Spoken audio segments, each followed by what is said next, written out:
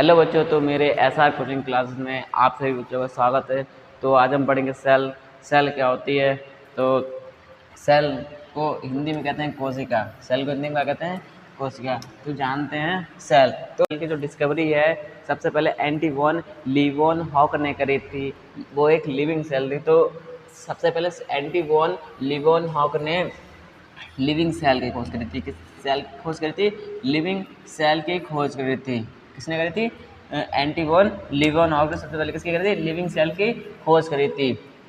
और इनका जीवन काल जो रहा 1632 से 1723 तक इनका जीवन काल रहा। द फर्स्ट माइक्रोस्कोप, मतलब इन्होंने अपना खुद का माइक्रोस्कोप बनाया था, was construct by the Dutch scientist. एक कौन थे हमारे? एक डच साइंटिस्ट थे। और उन्होंने एंटीगोन लिवोनहॉग ने 1632 से 1723 तक इन्होंने इनका जीवन काल रहा है। और जो इनका क्या था? माइक्रोस्कोप था। इसी पे इनका लिविंग सेल को देखा था। फिर अगला हम पढ़ेंगे रोबोट हुक। क्या पढ़ेंगे? Robot hook. तो रोबोट हुक जो है इन्होंने इसकी खोज 1635 से 1703 ईसा में करी थी। तो रोबोट हुक ने इसकी खोज कब करी थी? 1603 से 1635 से 1703। रोबोट हुक ने इसकी खोज कब करी थी? 1635 से 1703 में करी थी। और एक डेवलप माइक्रोस्कोप, और उन्होंने एक माइक्रोस्कोप बनाया था बाय यूजिंग टू लेंस। और उन्होंने उस लेंस में 2 लेंस प्रयोग करे थे, अचीविंग ग्रेट मैग्निफिकेशन, और जो अच्छी खासी जूमिंग दिया करते थे, मतलब किसी भी चीज़ को अच्छी तरह जूम कर लेते थे। वो इन्होंने 2 लेंस माइक्रोस्कोप में लगाए थे। फिर अगला था हुक एक्सपेरिमेंट। तो हुक ने जो एक्सप्लेन करा था थिन स्लाइस, उन्होंने एक पतली स्लाइस ली of cork under his microscope, उन्होंने माइक्रोस्कोप के नीचे रखी और ऑब्जर्व करा, मतलब देखा। बाद में टिनी बॉक्स लाइक, तो उन्होंने देखा उस पर क्या है? टिनी बॉक्स लाइक कंपार्टमेंट देखे। तो उन्होंने कैसे? टिनी बॉक्स लाइक कंपार्टमेंट देखे। टिनी बॉक्स लाइक ऐसे कंपार्टमेंट देखे और फिल्ड अप टुगेदर, और जो एक दूसरे से जुड़े हुए थे। उन्होंने इस जे वाला इन्होंने माइक्रोस्कोप बनाया, इसी के नीचे इन्होंने सेल देखा था। और उन्होंने डेड सेल की खोज करी थी। किसकी? डेड सेल की खोज करी थी। डेड सेल, इन्होंने डेड सेल की खोज करी थी। आगे हम आते हैं सेल थ्योरी। तो सेल थ्योरी जो है थर्ड शॉन, सेल थ्योरी किसने दी थी?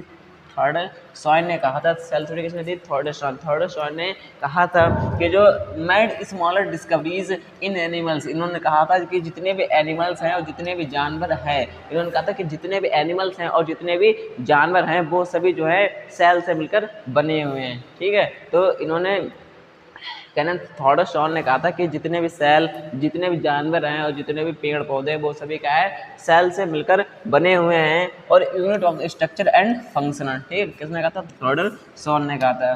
फिर अगले आता है सेल थ्योरी। ये 1838 में किसने दी? मेथड स्लाइड ने दी थी। 1838 में किसने दी थी? मेथड स्लाइड ने दी थी। एक कहाँ के तो निवासी थे? एक जर्मनीश बॉटनिस्ट थे। ठीक है। तो एक कहाँ के निवासी थे? जर्मनी के। एक जर्मनी के साइंटिस्ट थे। कौन थे? हमारे मैथ्यूस स्लाइडन। मैथ्यूस स्लाइडन कहाँ के निवासी थे? एक जर्मनी के साइंटिस्ट थे, जो हमारे एक बोटनिस्ट साइंटिस्ट थे। इन्होंने अनाउंसमेंट करा कि एवरी प्लांट की, प्रत्येक प्लांट में। ठीक है। तो यानी कि जो मैथ्यूस स्लाइडन थे, इन्होंने अनाउंसमेंट कर दिया कि प्रत्येक प्लांट में सेल पाई जाती है। किसने अनाउंसमेंट करा था? कि मैथ्यूस स्लाइडन ने अनाउंसमेंट करा था कि प्रत्येक प्लांट में जो है सेल पाई जाती है, लार्ज नंबर, मतलब कि लार्ज नंबर में प्रत्येक प्लांट में सेल पाई जाती है। मैथ्यूस स्लाइडन ने क्या करा था? अनाउंसमेंट कर दिया था। फिर आगे बढ़ेंगे। सेल थ्योरी किसने दी थी?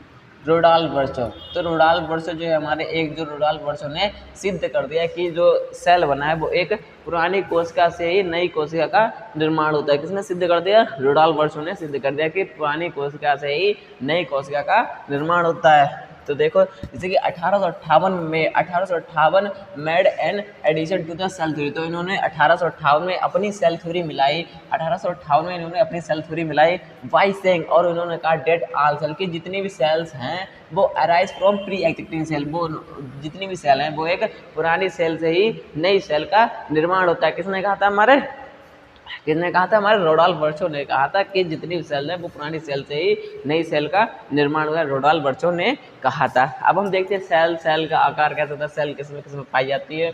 तो अब देखते हैं व्हाट इज सेल। सेल हमारा क्या है?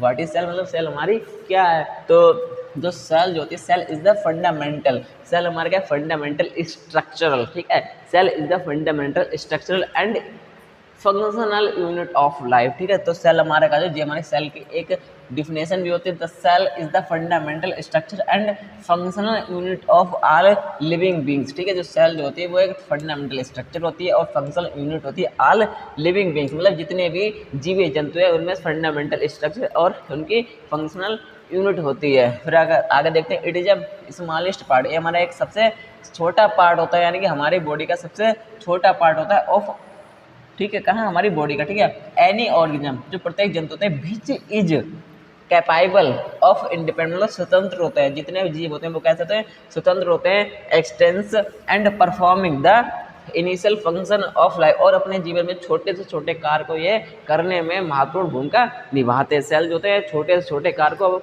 सेल छोटे से छोटे कार्य को हमारे जीवन में महत्वपूर्ण भूमिका निभाती हैं सेल। फिर आगे देखते हैं सेल का स्ट्रक्चर कैसा होता है। तो जैसे ये क्या है हमारी सेल, ठीक है, ये सेल, तो सेल की जो बाहरी कवरिंग होती है, सेल की जो बाहरी कवरिंग होती है उसे कहते हैं सेल मेम्ब्रेन, जो बाहरी कवरिंग होती है उसे क्या कहते हैं, सेल मेम्ब्रेन कहते हैं। क्या कहते हैं हम, सेल मेम्ब्रेन। तो जो सेल मेम्ब्रेन होती है, सेल मेम्ब्रेन का कार्य कहता है, सेल मेम्ब्रेन जो कार्य होती है कि जो बाहरी चीज़ें हैं वो अंदर ना घुस सके, ठीक है, जो बाहर की कोई भी जैसे कोई चीज़ आ जाए वो क्या है, सेल के अंदर अटैक ना कर सके, वो हमारा कौन रोकता है, सेल मेम्ब्रेन रोकता है उसका। फिर इसके अंदर आता है एक तरल पदार्थ, इसके अंदर कौन आता है, एक हमारा तरल पदार्थ भरा होता है जिसे हम क्या कहते हैं, इसके अंदर तरल पदार्थ भरा होता है, ठीक है, जिसके अंदर क्या भरा होता है, तरल पदार्थ भरा होता है, ठीक। फिर इसके अंदर एक हमारा न्यूक्लियस होता है, क्या होता है, हमारा एक न्यूक्लियस होता है।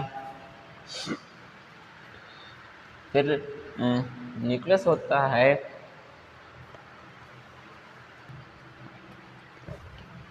फिर इसके जो साइड में होता है क्या होता है, साइटोप्लाज्म, क्या होता है इसके, क्या होता है, साइटोप्लाज्मा, क्या होता है, साइटोप्लाज्मा होता है, क्या होता है, साइटोप्लाज्मा।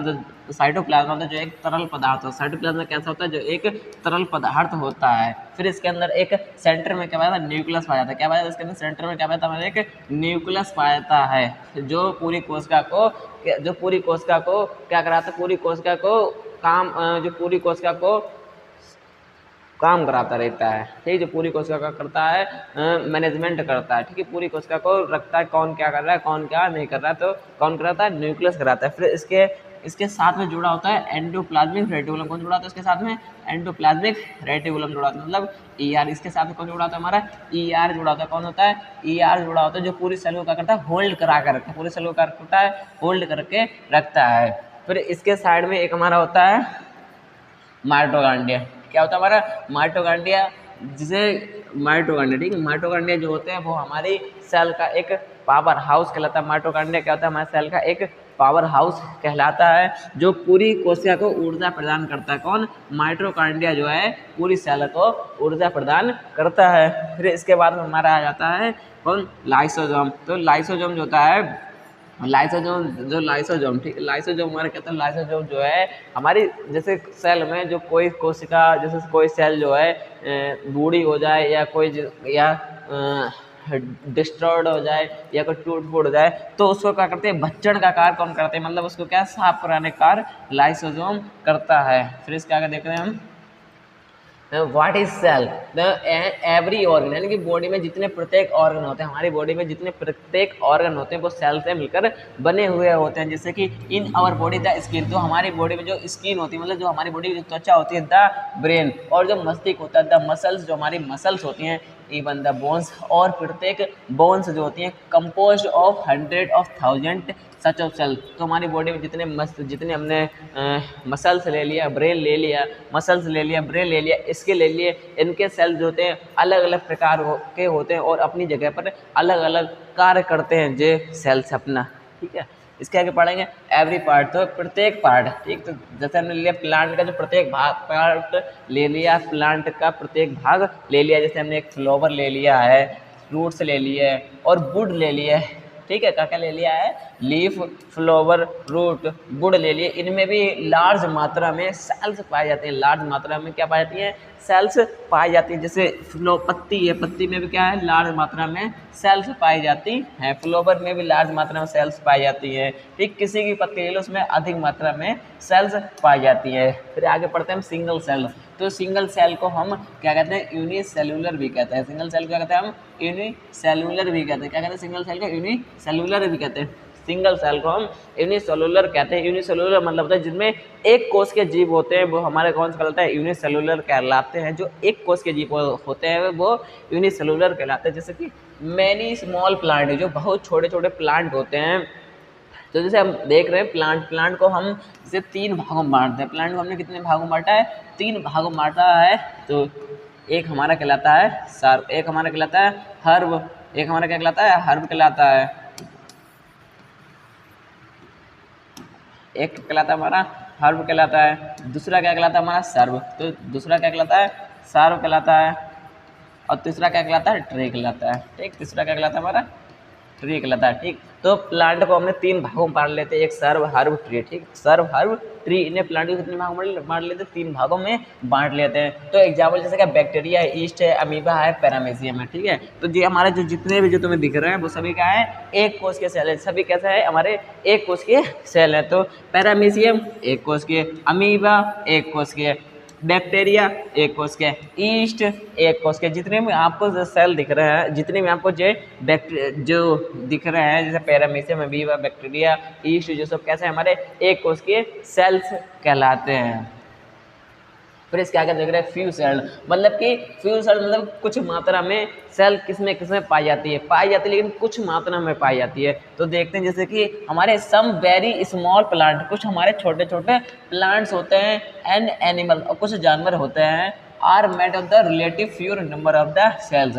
और जो कुछ हमारे छोटे छोटे प्लांट पौधे होते हैं और कुछ जानवर होते हैं जो क्या बहुत कम मात्रा में सेल से बने होते हैं, यानी कि सेल की मात्रा जो होती है बहुत कम होती है, सेल की मात्रा क्या होती है, बहुत कम होती है। और फ्यू हंड्रेड्स ऑफ थाउजेंड, उनमें लमसम की 1000 से यानी 100 से 1000 के करीब में होती है। उनमें सेल की संख्या जो होती है 100 से 1000 के करीब में होती है। तो जैसे उसका एग्जाम्पल हो जाएगा एक स्पोगायरा और बॉल बॉक्स। तो ये हमारा क्या कहलाएगा, स्पोगायरा कहलाएगा, हमारा क्या कहलाएगा, बॉल बॉक्स। तो इनमें सेल की मात्रा जो होती है कितनी होती है, 100 से 1000 के बीच में होती है। ठीक है, तो इनमें जो सेल की मात्रा, सेल जो होती है 100 से 1000 के बीच में होती है। बॉल बॉक्स में भी 100 से 1000 के बीच में होती है, बॉल बॉक्स में भी। ठीक, आगे देखो फिर इसके आगे बढ़ते हैं मल्टी सेलुलर। ठीक है, मल्टी सेलुलर कहते हैं, मल्टी सेलुलर भी कहते हैं, क्या कहते हैं हम, मल्टी सेलुलर, क्या कहते हैं, मल्टी सेलुलर भी कहते हैं हिंदी में। और हिंदी में से बहुकोशिकीय कहते हैं। मल्टी सेलुलर या बहुकोशिकीय मतलब होता है कि जिनमें बहुत सारी बहुत कोशिकीय मतलब जिसमें बहुत सारी कोशिकाएं पाई जाती है, उसे हम क्या कहते हैं, बहुकोशिकीय कहते हैं। तो मोस्ट ऑफ प्लांट यानी कि अधिकतम प्लांट और जानवर, ठीक है, अधिकतम प्लांट और जानवर बने हुए होते हैं मिलियंस बिलियन सेल। तो जो बहुत सारे जानवर और बहुत सारे जानवर, ठीक है, बहुत सारे प्लांट होते हैं मिलियंस बिलियन सेल से मिलकर बने हुए हैं। जैसे हम एक ह्यूमन बॉडी ले लें तो ह्यूमन बॉडी में भी मिलियंस सेल पाई जाती हैं। तो एग्जाम्पल है ह्यूमन बींग्स, तो ह्यूमन बींग्स का एग्जाम्पल ले लिया हमने, और मैंगो ट्री में भी ले लिया। तो ह्यूमन में बिलियंस सेल पाई जाती है और मैंगो ट्री में भी मिलियन से बिलियन सेल पाई जाती है। फिर आगे हम पढ़ते हैं सेल हाउ स्मॉल, यानी सेल जो है कितनी स्मॉल होती हैं, सेल जो होती है कितनी स्मॉल होती है। तो ह्यूमन बॉडी में जो रेड ब्लड सेल्स होती है, मतलब जो ह्यूमन बॉडी में कौन, रेड ब्लड मतलब आरबीसी, तो ह्यूमन बॉडी में आरबीसी होती है। इनका डायमीटर जो होता है, इनका डायमीटर होता है 7 माइक्रोमीटर का होता है। ठीक है, ह्यूमन बॉडी में जो कौन की हमारी आरबीसी, ठीक है, तो इनका डायमीटर कितना 7 माइक्रोमीटर का होता है। तो स्मॉलेस्ट सेल आर बैक्टीरिया, तो सबसे जो स्मॉलेस्ट सेल होती है इसमें बैक्टीरिया में कितना होता है 0.3 से, बैक्टीरिया में कितना होता है 0.3 से 5 माइक्रोमीटर होता है। किसमें होता है हमारा स्मॉलेस्ट सेल और बैक्टीरिया। ठीक है, तो देखा जाए स्मॉलेस्ट सेल ऑफ बैक्टीरिया कितना होता है 0.3 से 5 माइक्रोमीटर तक होता है। रेड ब्लड सेल्स और अबाउट 7 माइक्रोमीटर, और जो रेड ब्लड सेल जो होती है लमसम 7 माइक्रोमीटर की होती है द इन ह्यूमन बॉडी। ठीक है, तो ह्यूमन बॉडी में कैसी होती है, ये कौन होती है हमारी आरबीसी। कौन है ये हमारी आरबीसी। तो इसका डायोमीटर कितना होता है 7.0 होता है, ठीक है। तो 7.0 होता है किसका आरबीसी का। आगे पढ़ेंगे, क्या पढ़ेंगे स्ट्रक्चर ऑफ सेल, मतलब सेल का स्ट्रक्चर कैसा है, किस आकार का होता है। तो सेल स्ट्रक्चर देखें तो लॉन्गेस्ट सेल, मतलब कि हमारे जो शरीर, वो हमारे शरीर में सबसे लॉन्गेस्ट सेल, तो हमारे शरीर में सबसे लॉन्गेस्ट सेल जो होती है कौन सी पाई थी, नर्व सेल पाई थी। हमारे बॉडी में सबसे लंबी सेल अगर पूछी जाए तो कौन सी पाई जाती है, हमारी नर्व सेल पाई जाती है। ये हमारे कहाँ पाई थी, मस्तिष्क में पाई थी, मतलब कहाँ ब्रेन में पाई जाती है। कहाँ पाई जाती है हमारी, ये ब्रेन में पाई जाती है। और ये सिग्नल का कार्य करती है, मतलब किसी चीज़ का सिग्नल कराती है। जैसे अब हमने किसी को छुआ है तो हम छूने का जो संदेश है, जो मैसेज है, वो ब्रेन तक ले जाने का कार्य कौन कराती है, जो हमारी नर्व सेल कराती है।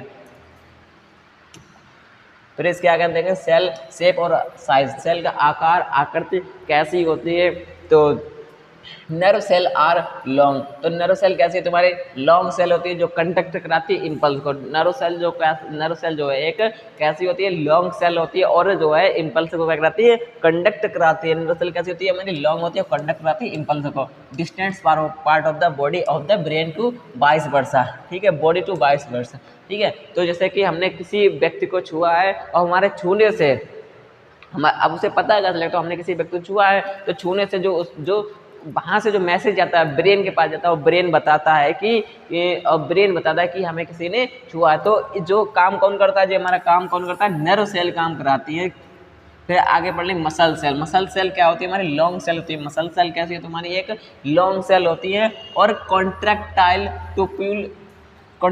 टू पुल और स्क्वाज ऑफ द पार्ट, जो क्या करती है पूरे पार्ट को कॉन्ट्रैक्टाइल करती है, खींचती है, पूरे पार्ट को क्या करती है कॉन्ट्रैक्टाइल करती है मसल्स को, ठीक। तो ये क्या कहलाता है मसल सेल कहलाता है। फिर इसके आगे हमारा क्या है सेल शेप एंड साइज में गॉड सेल आते हैं। गॉड सेल जो हमारी एक पत्ती में पाई जाती है, जो गॉड सेल जो होती है कहाँ पाई जाती है हमारी पत्ती मतलब लीफ में पाई जाती है, जो क्या करती है ऑक्सीजन का परिवहन कराती है। ऑक्सीजन का क्या कराती है परिवहन, मतलब कि ऑक्सीजन को आने जाने का कार्य कराती है। जिससे हमारी जो क्या है कि लीफ है, लीफ में साइड में लगी होती है गॉड सेल, क्या लगी होती है साइड में गॉड सेल जो होती है लगी, तो जो ऑक्सीजन का परिवहन कराती है, ऑक्सीजन का परिवहन कराती है। जो उसमें स्टोमेटल पोर होते हैं, लीव्स आर बोन शेप्ड, ठीक है। जो उसमें जो पोर होते हैं वो किस शेप होते हैं बोन शेप, बीन शेप कैसे होता है बीन शेप, मतलब एक बीज के आकार के तरह होते हैं। And open and close the pore, और उसी से ही उन्हीं का पोर जो होता है बंद होता है और खुलता है।